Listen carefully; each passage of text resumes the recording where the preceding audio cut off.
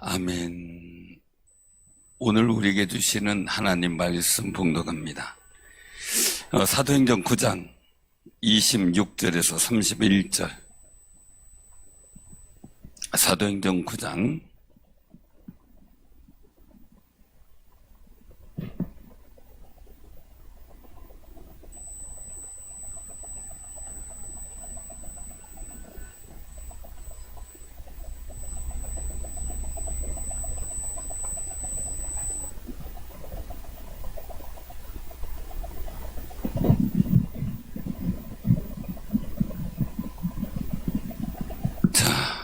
사도행전 9장 203쪽 26절입니다. 사울이 예루살렘에 가서 제자들을 사귀고자 하나 다 두려워하여 그가 제자됨을 믿지 아니하니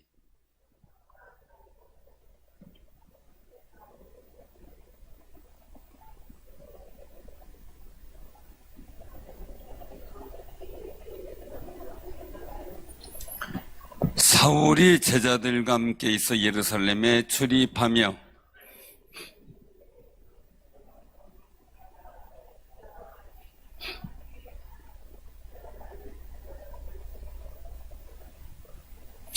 다 같이 합니다. 형제들이 알고 가이사랴로 데리고 내려가서 다소로 보내니라. 그리하여 온 유대와 갈릴리와 사마리아 교회가 평안하여 든든히 서가고 주를 경외함과 성령의 위로로 진행하여 수가 더 많아지니라. 아멘. 오늘 이 사도행전 본문을 통해서 보면 놀라운 변화가 있었죠. 이 일의 역사들은 우리 한국교회 지금 현존에서도 계속 시작되고 있어요.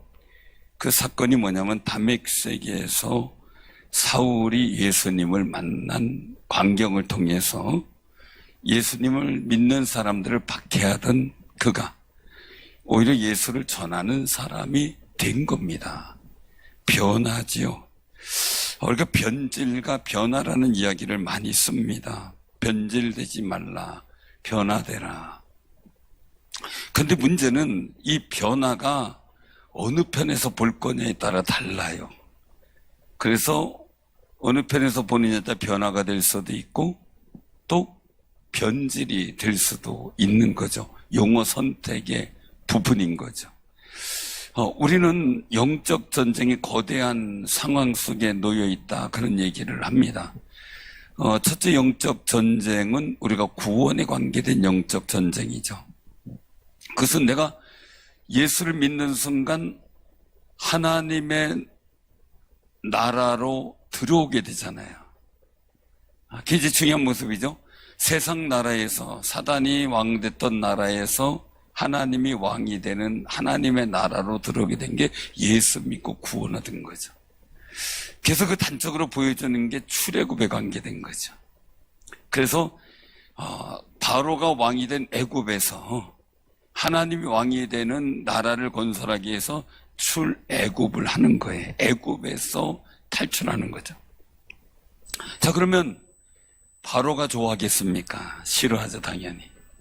그래서 온갖 구슬리는 방법도 하지만 노역을 줘서 더 심하게 줘가지고 그들이 스스로 포기하도록 만들죠. 포기하게 만들어요.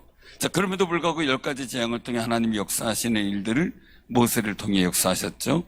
그리고 나서 그들이 굳게 우리는 이 나라를 떠나서 하나님을 섬기는 백성으로 살겠다라는 결단을 했을 때, 그때 출애굽의 역사가 시작이 돼요. 사람 사람들이 그렇게 생각을 해볼 때는 하나님 앞에서 하나님 입장 또 모세 입장에서 보면 야, 우리 백성이 변화됐다라고 하겠죠. 그러나 바로의 입장에서는 어때요?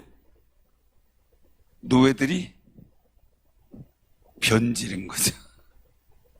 제가 이 두 가지 양면을 왜 말씀을 드리냐면요, 이 사울에 관계된 모습이에요. 사울이 변화가 됐어요.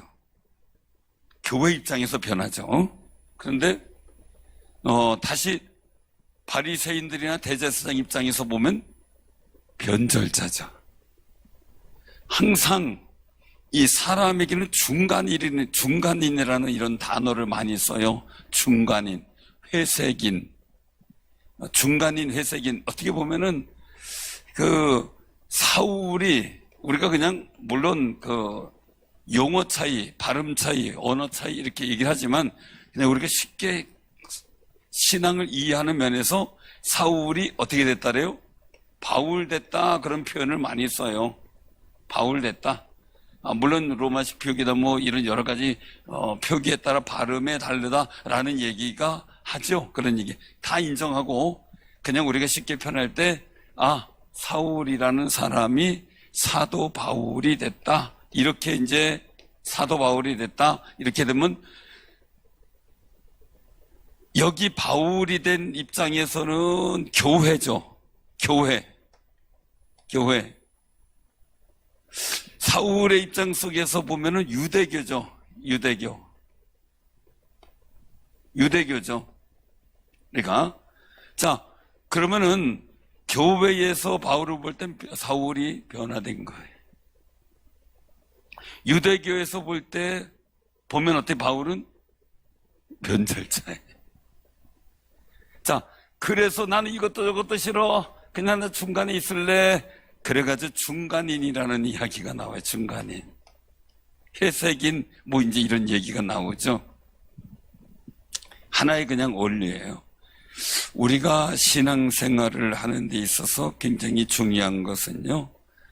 그 영적 전쟁에서 우리가 출애굽해서 가나안 땅 가는 거나 예수 안 믿던 사람이 예수 믿고 그리고 하나님 나라의 교회에 나와서 천국 가는 그 구원의 과정이 변화의 일들 속에서 같은 맥락이죠.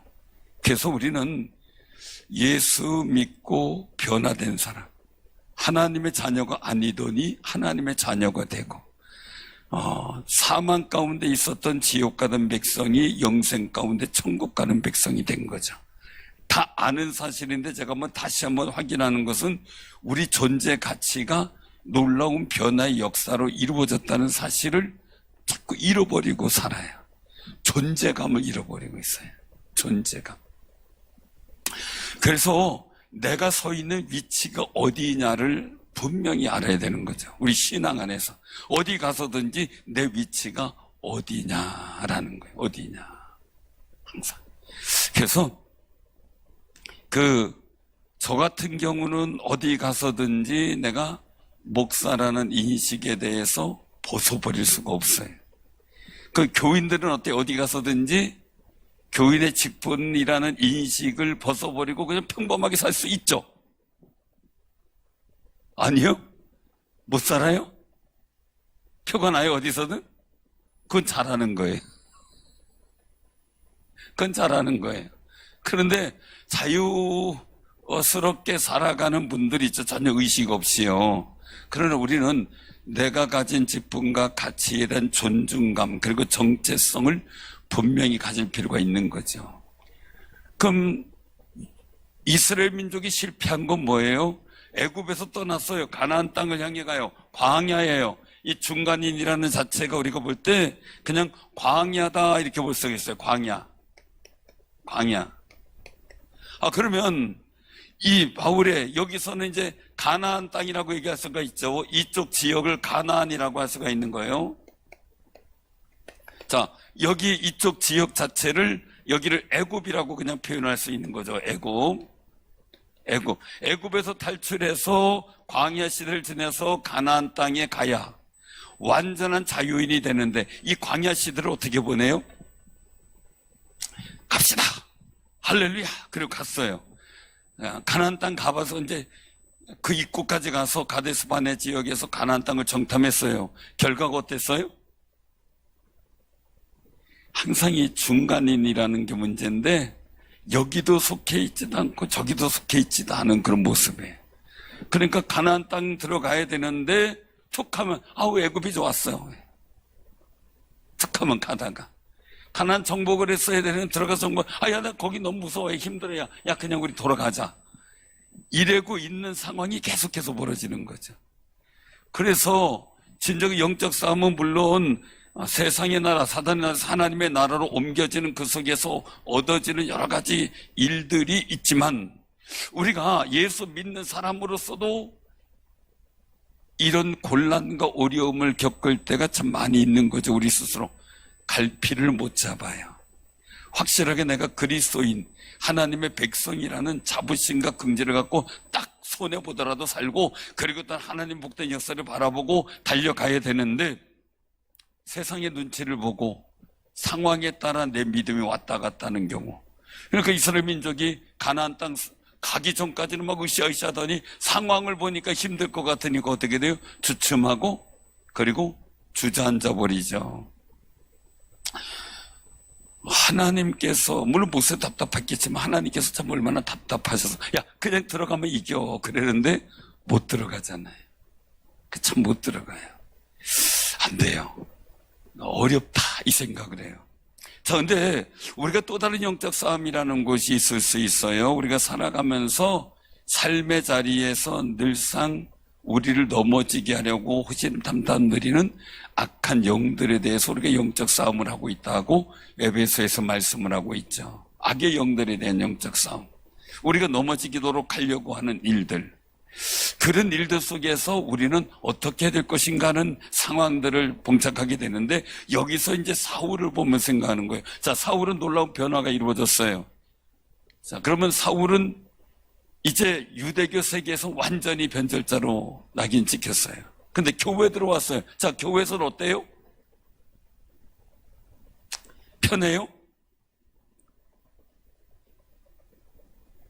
여기서 한번 우리가 생각을 해봐야 될 일들이요. 한번 생각을 해보자고요.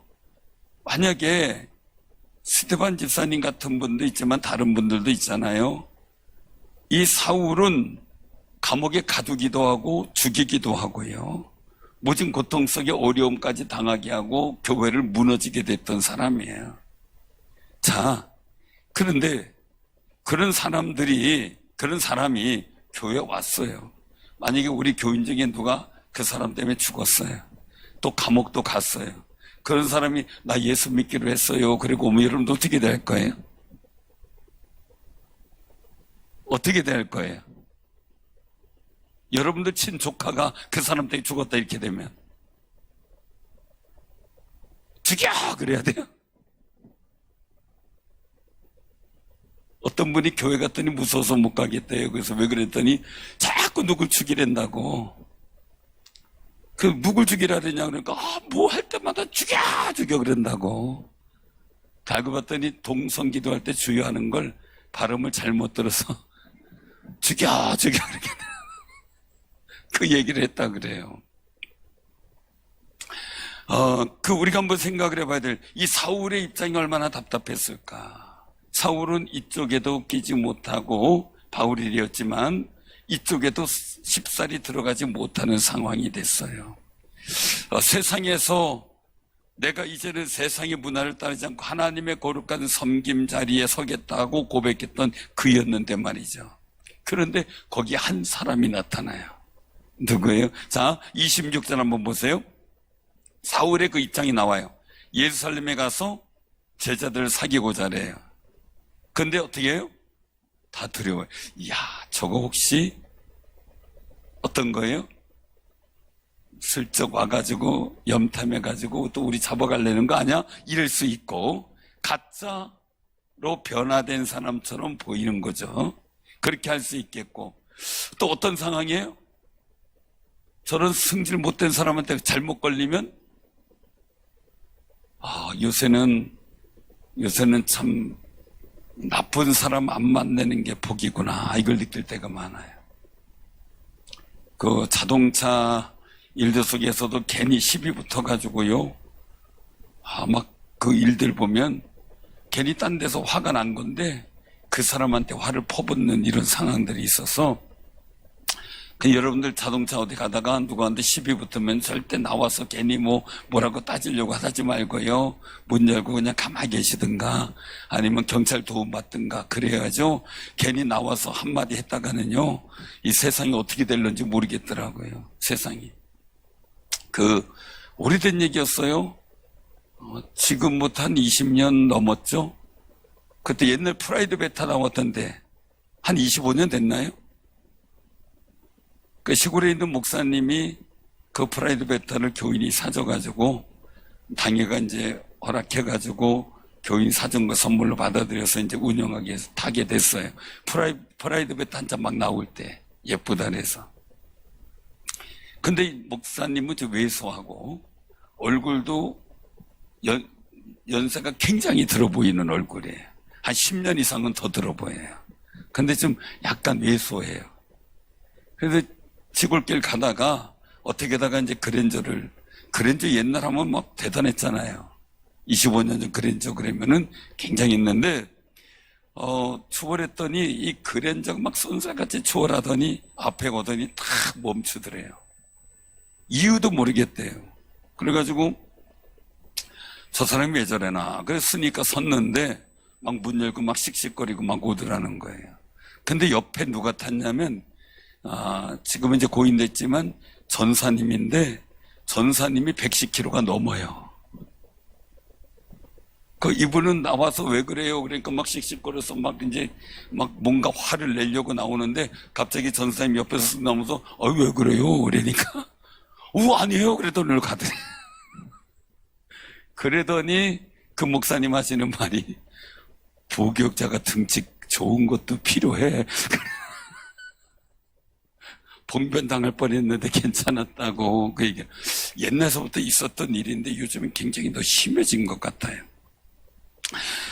사는선데 이 사도 바울의 사도가 되기 전에 성질은 진짜 혈기 많고, 그리고 또한 어떻게 보면 굉장히 거칠고 악한 쪽에 들어가 있는 사람이죠.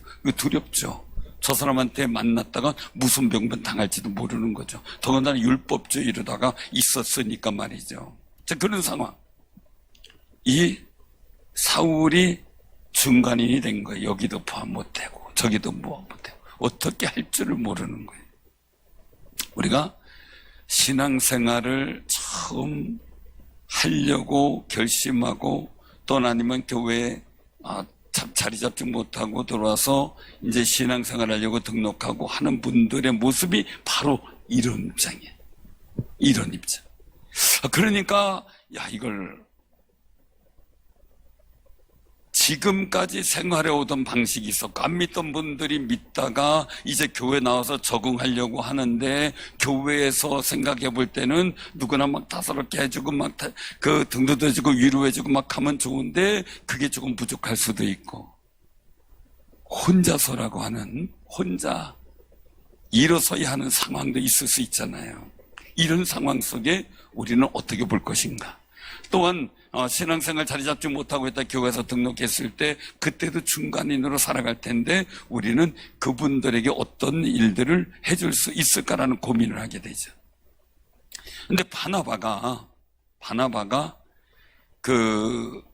데리고 사도들에게 가서 그가 길에서 어떻게 주를 보았는지, 그리고 주께서 어떻게 말씀하셨는지 이 사울에 대한 내용을 잘 알고 있었던 것 같아요, 바나바가. 그래서 이 바나바가 나서서 사울을 중재해주고 소개해주고 사도들에게 소개를 해줘서, 그리고 나서 또한 그가 이제 예수 믿고 예수님의 이름을 담대히 전하다 어떤 핍박을 당했는지 이것에 대해서 자세히 알려주게 되자, 이제는 중간인에서 초대교회 교인들의 자리로 들어서게 되는 과정이 여기서 나오고 있는 겁니다. 그러다가 보니까 이제 완전히 교회 편에서 서서 예수를 그리스도라 전파하니까 이쪽에서는 어떤 상황이 벌어집니까? 유대교 쪽에서는 29절에 보니까 죽이려고 힘쓰는 거예요. 헬라파 유대인들과 함께 말하며 변론하니까 막 그냥 이 사울을 죽이려고 했었던 그 모습을 보게 돼요. 자, 그러면 여기서 우리는 굉장히 중요한 모습을 가져야 돼요. 그것은 뭐냐면요, 바나바 같은 사람은 꼭 필요하겠다. 바나바 같은 사람은 꼭 필요하겠다. 그냥 그 생각을 하는 거예요. 중간인석에서 어쩔 줄 모르는 사람을 힘을 내서 교회에서 신앙생활하고 하나님의 은혜 가운데 붙잡혀서 열심히 생활할 수 있도록 힘을 북돋아주는 역할, 너무너무 필요하다. 그런데 우리 스스로 한번 생각을 해봐야 될 게 또 있어요. 그것은 뭐냐면요, 이 한 사람 사울이 이제 중간인에서 교회로다가 갔을 때, 교회에서 자리 잡고 있을 때 어떤 일이 벌어졌느냐? 31절이죠. 같이 한번 봉독합니다. 자, 시작. 그리하여 온 유대와 갈릴리와 사마리아 교회가 평안하여 든든히 서가고 저를 경외함과 성령의 위로로 진행하여 수가도 많아지니라. 아멘. 자, 유대 땅만이, 예루살렘과 유대 땅만이 아니에요. 벌써 이때 오는 때까지 갔어요. 사마리아 땅까지 갔어요. 성령이 너에게 마시면 권능을 받고 예루살렘과 온 유대와 사마리아와 그 다음에 땅끝까지, 그러니까 사마리아까지는 이미 전도되기 시작한 거예요. 놀라운 역사가 나타나는 거죠.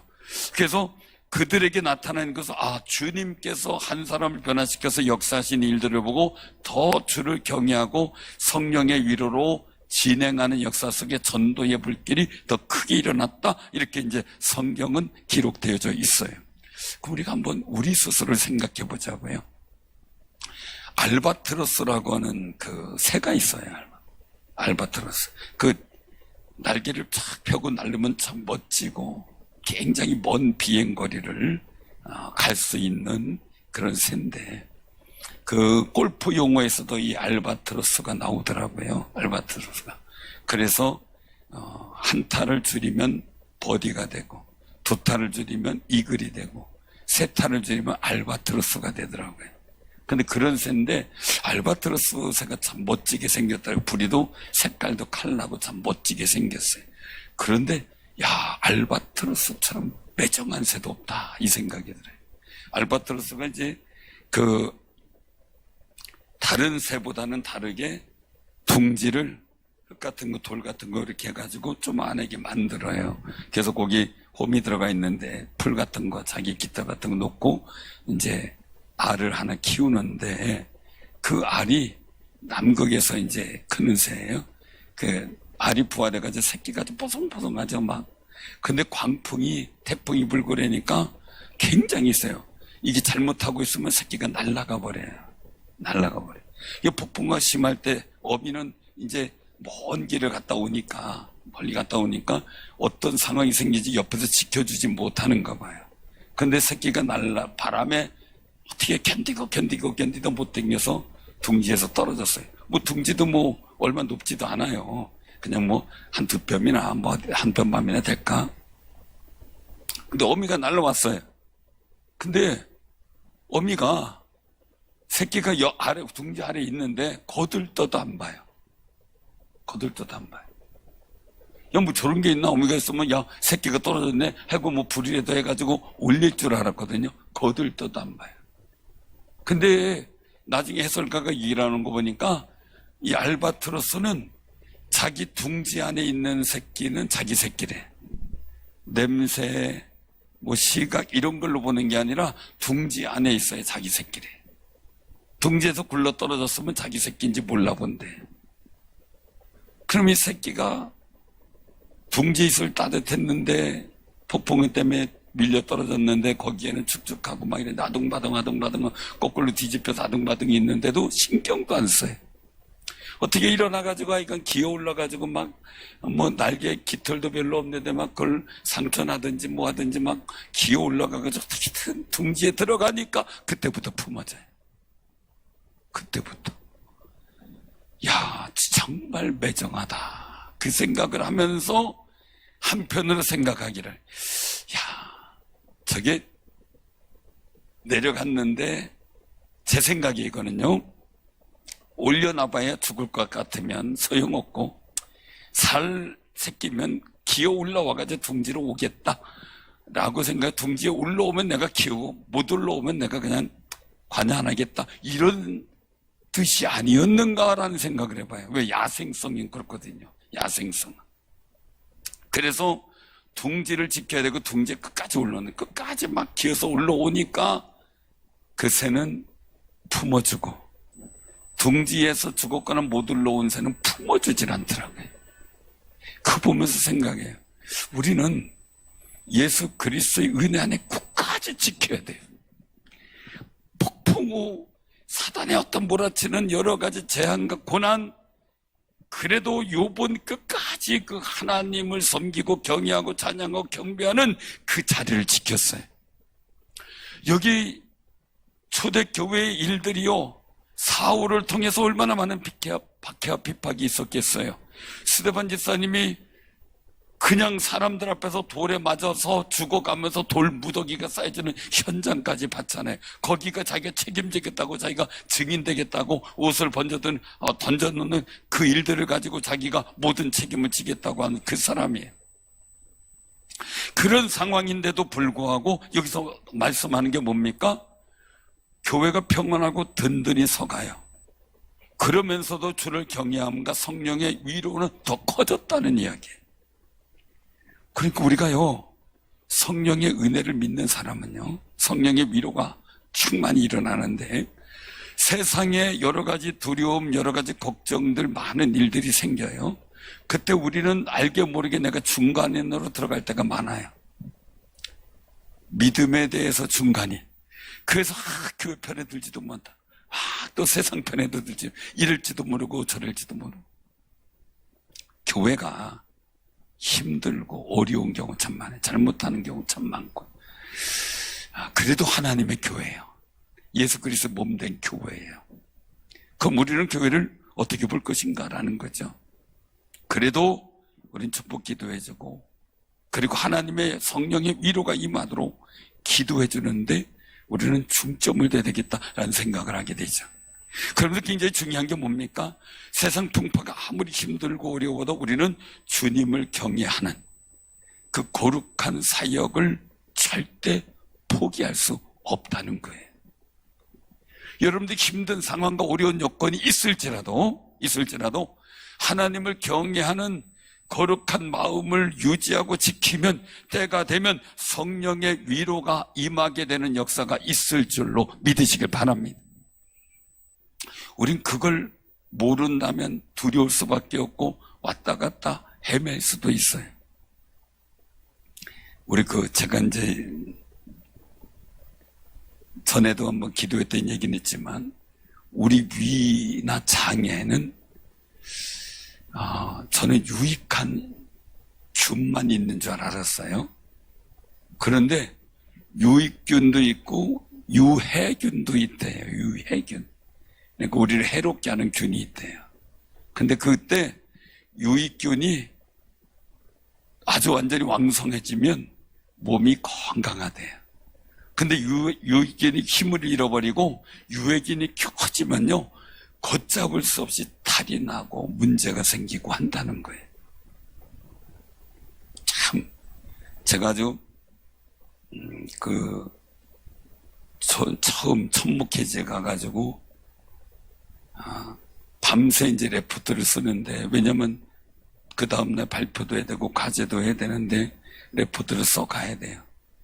그럼 밤새 이제 막 레포트를 쓰는 거예요. 아침에 6시 반에, 이제 4시 반에 새벽 기도하고 6시 반에 차 타고 갔다가 저녁 8시 반에 들어와가지고 씻고 밥 먹고 막 그때부터 막 하는 거예요.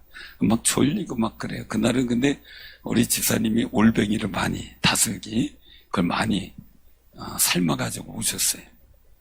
그래서 잘 됐다 싶어서 그거 먹으면서 한번 덜 졸리겠거니, 그래가지고 아내가 옆에서 다슬기를 까주는 거예요. 바늘 긴 거에다가 막 4-5개 막 꼬여가지고 줘요. 완전히 다슬기 꼬치죠. 다슬기 꼬치를 저는 좋아라 먹었어요.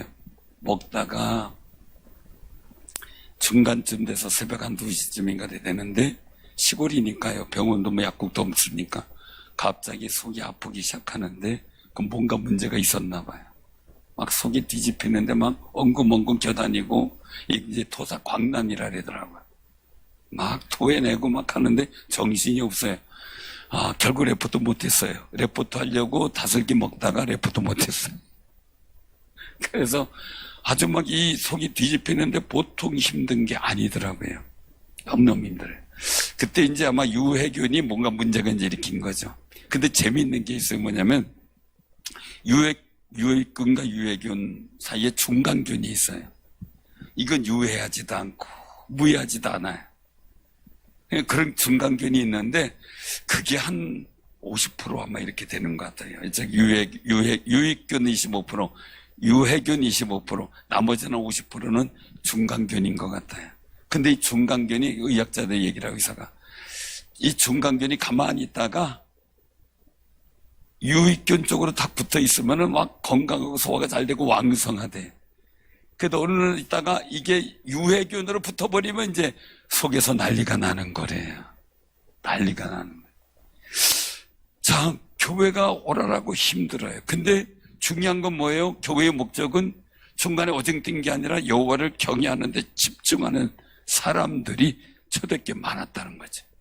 근데 거기에 사울까지도 변화돼서 같이 여호와를 경외하는 역사 속에 들어오게 됐어요. 그때 성령의 위로로 진행하여 수가 더 많아지는 놀라운 부흥의 역사가 일어나기 시작해요. 자, 우리 교회도 이런 역사가 있기를 소원하며 기도해 주시기 바랍니다. 자, 그런데 더 나아가서는요, 우리가 한 가지 더 보자. 뭘 보냐면요, 여러분들의 마음에 주를 어떤 상황들과 여건이 있을 때 주를 경외하는 마음이 약해졌을 때 어떤 일이 생길까라는 거지. 어떤 일이 생길까? 우리 인생의 삶의 자리에 나를 호신탐탐 노리는 어둠의 영적 역사들이 있는데 내가 주를 경외하는 마음이 약해졌을 때 나를 공격하는 그 영적 무리들은 더 역사를 하겠죠. 사람을 통해서, 환경을 통해서, 역사를 통해서, 내 심리적인 일들을 통해서, 내가 하는 일들 통해서 수많은 방법을 통해 나를 넘어지게 하려고 역사할 거예요. 욥을 몰아쳤듯이 말이죠. 그럼에도 불구하고 욥은 하나님을 경외하는 마음을 절대 포기하지 않았죠. 그 무리는 뭡니까? 내 삶자리에 힘들고 어려운 여건이 생겼을 때 내가 내 마음의 주를 경외하는 마음을 유지하고 지키려고 몸부림칠 때 그때 그게 무엇을 먹을까 마실까 염려하는 그 마음이 아니 하나님의 나라와 의를 구하는 마음이 될 거고요. 그 마음이 지켜질 때 성령의 도우심과 위로가 우리에게 임하여 내 마음이 하나님의 평강과 은혜로 가득 차고 주께서 주시는 소망으로 충만한 믿음의 삶이 될 줄로 믿으시길 바랍니다. 9장에서의 일들은 사울의 핍박과 함께 사울의 변화까지 기록되어 있지만 그 당시에 위협과 살기가 등등했다. 그렇지만 초대교회 교인들은 이 사울이 변화되어지기까지 기도함으로 하나님께 매달리며 주를 경외하는 일에 집중을 했고 그 속에서 하나님의 성령은 끊임없이 위로와 은혜로 임하셨다는 거죠. 사랑하는 성도님들, 우리의 삶 속에 성령님의 위로가 충만히 임하고 우리 교회에 우리 성도들에게 충만히 임하고 우리 또한 최한규 장로님이나 그리고 또한 우리 김명정 원사님 또 우리 김태정 원사님 이런 분들에게 김경정 원사님 하나님의 성령의 위로가 임하기를 기도하는 아름다운 역사 있길 바랍니다. 우리 옆에 분들에게도 우리 성령의 위로가 있기를 소망합니다. 한번 기도하시기 바랍니다. 성령의 위로가 있기를 바랍니다. 정말 그 소망 가지고 하나님 내가 지금 이 순간 나의 삶의 환경에서 주를 경외하는 아름다운 믿음의 모습이 어떤 모습입니까? 단순히 예배하고 기도하는 모습 말고 내게 하나님께서 보시고자 원하시는 모습이 있어요. 욥에게 보시고자 다윗에게 보시고자 하는 원하는 모습이 있었죠. 사울에게 보시고자 하시는 모습이 있었는데 사울은 그걸 하지 못했죠. 결국 하나님 후회를 했잖아요. 우리는 하나님께서 보시기에 합당한 주를 경외하는 모습을 찾아 이루어서 주님의 거룩한 위로가 여러분에게 임하는 역사 속에 주께 영광 돌리시기를 주님의 이름으로 축원합니다. 아멘.